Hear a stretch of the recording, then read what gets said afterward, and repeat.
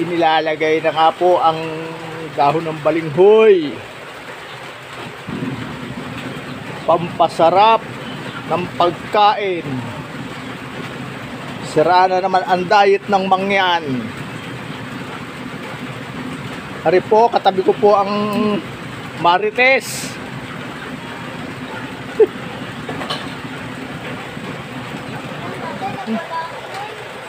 Ayan po, ba't gayon? Ayan.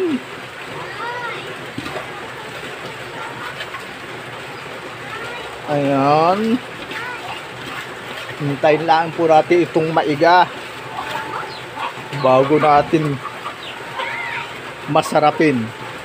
Itinaktak na nga pong lahat. Yo, sabi po ng aking Marites na apo, mabango daw. Ayan. Halo-haluin lang po natin.